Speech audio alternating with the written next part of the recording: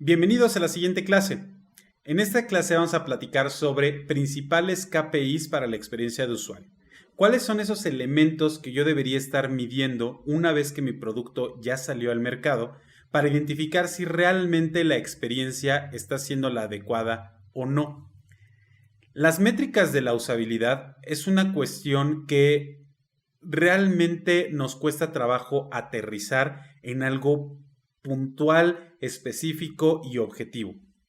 Debemos tener en consideración que es importante medir, siempre es importante medir. ¿Por qué? Porque las cosas que medimos, pues justamente son más fáciles de administrar. Sin embargo, las emociones, las sensaciones y todos estos temas que están relacionados con la experiencia, pues sí de alguna manera nos complica un poco realizar una evaluación que sea 100% objetiva.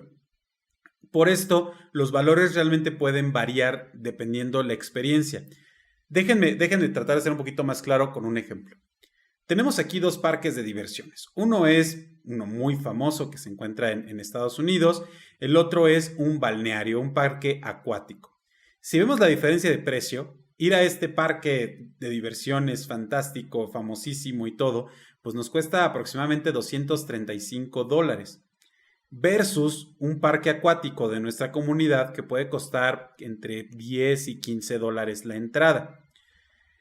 Obviamente, el parque acuático es mucho más accesible. ¿Por qué? Porque pues, si queremos ir a Estados Unidos hay que sumarle valores de traslado, de hospedaje, de visa, de pasaportes, etcétera, etcétera. En tanto que ir a un parque acuático, pues a lo mejor el traslado no es tan caro porque está más cerca de nuestra localidad. Podemos llegar hasta en carro muchas veces.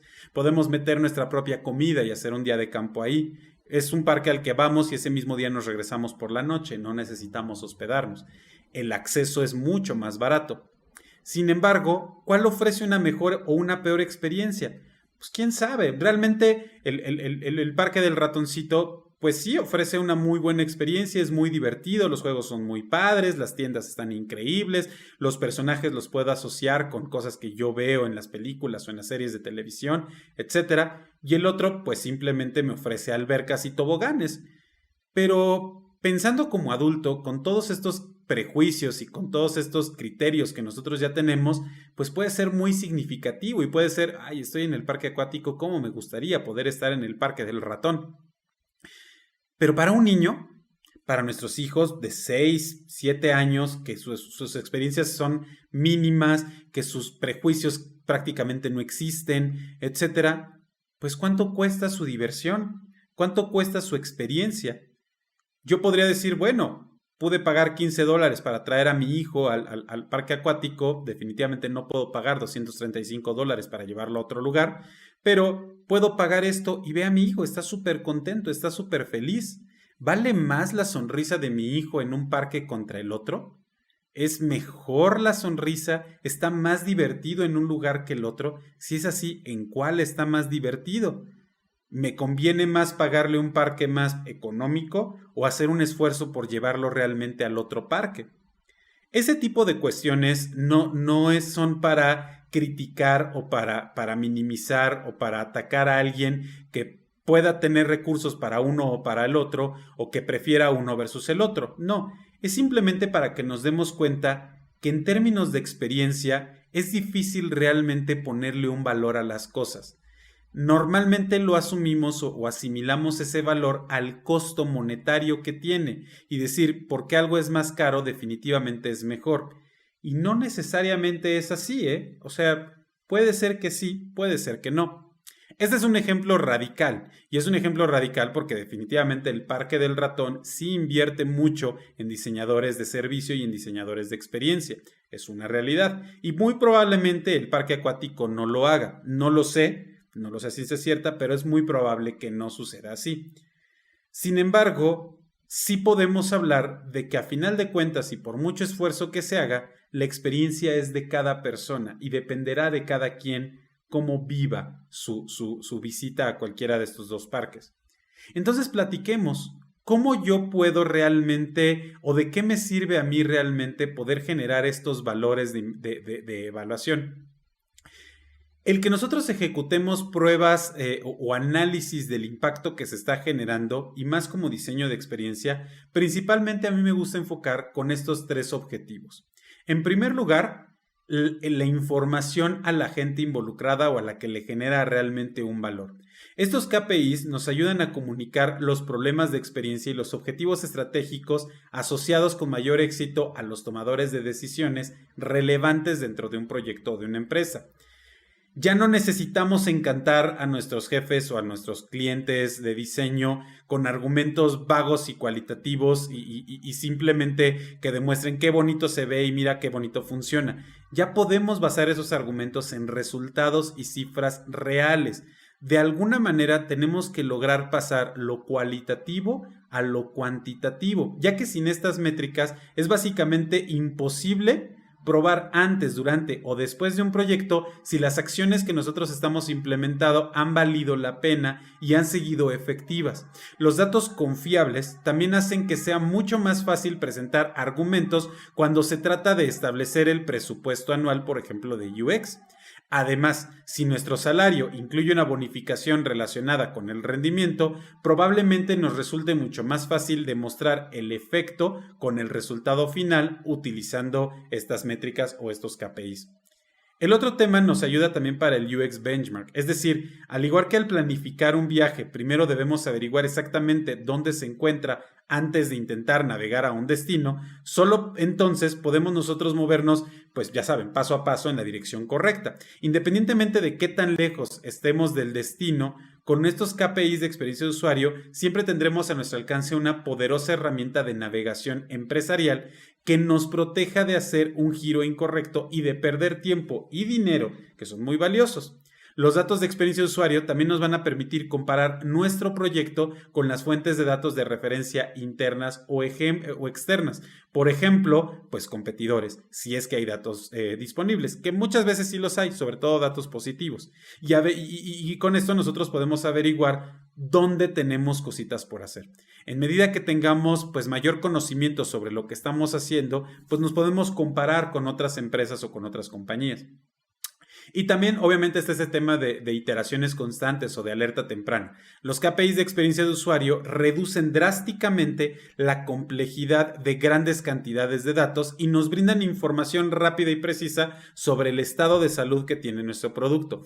De esta manera, en forma combinada, el KPI más la experiencia de usuario actúan como el pulso, la temperatura, la presión arterial, sería para un médico, pero ahora dentro de un proyecto. Nosotros podemos ver los datos vitales para determinar rápidamente que todo el organismo esté funcionando bien y si está funcionando mal o algo está fallando, saber en dónde tenemos que intervenir. Por eso es importante que sí tengamos KPIs y que observemos esta información.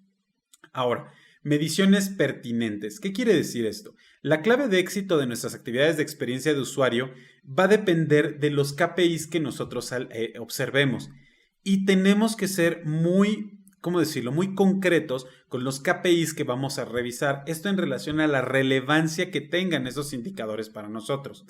Yo empezaría por centrarnos en la medición de los puntos que son más importantes para el proyecto, para el diseño o el objeto en general. En primer lugar, el tiempo en la tarea. ¿Cuánto tiempo le toma a mis usuarios poder concretar una tarea? En segundo lugar, la tasa de error. ¿Cuántas veces se equivoca el usuario? El tercer punto sería la tasa de éxito, es decir, cuánta gente logró completar la tarea. Y por último, la cantidad de clics o de pasos que se tienen que cumplir para poder llegar al final de la tarea.